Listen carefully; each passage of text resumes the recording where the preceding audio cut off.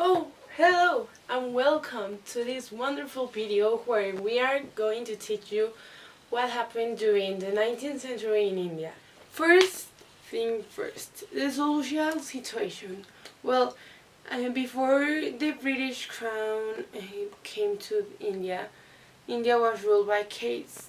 The Brahmins were the highest class ruled by the richest families. The Kshatriyas, the warriors, had a better lifestyle since they had a good relationship with the Brahmins. Vaishyas were workers, farmers, herders, merchants, and also craftsmen. The lowest one was the Sudras, who were slaves and servants who had no rights.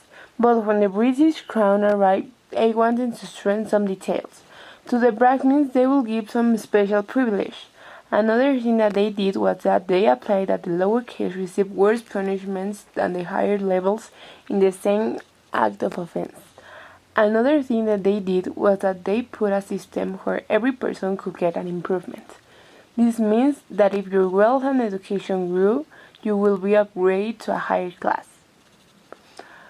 Also, women were horribly oppressed since birth.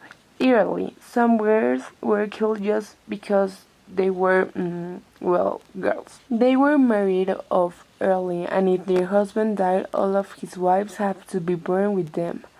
After East India Company was dissolved, well, don't worry, we'll get to that in a second. The castes disappeared with it. Now the British Raj ruled British India. Economy was based on the products they produced, for example, minerals and plants, like cotton, tobacco, or coffee. Because of this, they had a good economy, so they could export and sell it to other countries of the world, mainly Europe. So when the Industrial Revolution came to Europe, India was left out, and the things that they produced, even though they were in a good quality, they were slow to produce, and they didn't export as much as other countries. So Britain tried to industrialize them, and they brought to India, like in the end of the 19th century, they brought to India railways and other machines to make communication easier and to produce goods in a better and more efficient way. Hello, my name is Pamela Ross, and I will show you how Indian politics worked in the 19th century.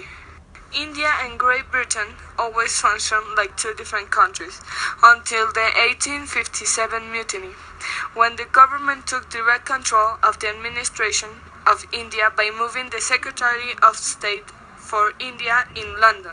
Marquis Wellesley was the first Governor General to add India in the direct power of the British Empire, but sometime later the Queen sent a viceroy to govern this colony.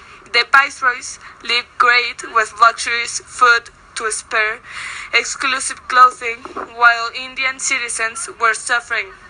Lord Minto was a great British politician and was appointed Viceroy of India. He was in this position until the date of 1910.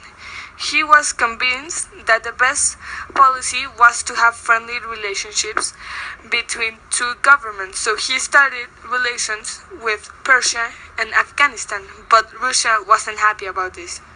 After this, Minto started a war with the Gurkhas of Nepal. This war was broken by a border dispute because British wanted to expand Indians' territory to Nepal.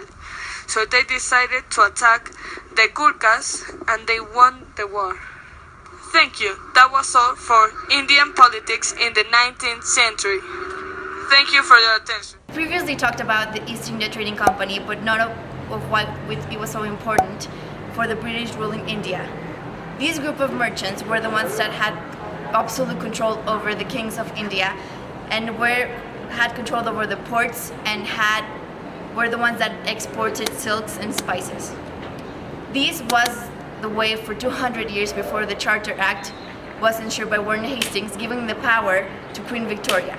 She then implemented the system of Governor General, but that didn't work, so she put a viceroy in charge. Not everything was perfect. The armies and the Bengal army were not happy with the British rule. The Christian soldiers made the Muslims and Hindus modernize with weapons, forcing them to polish them with fat of their sacred animals. This triggered what now is known as the 1855 Mutiny. People were not happy about this and stopped to acknowledge the British rule. They wanted to regain power of their nation. They wanted the traditions respected and to take back what was theirs.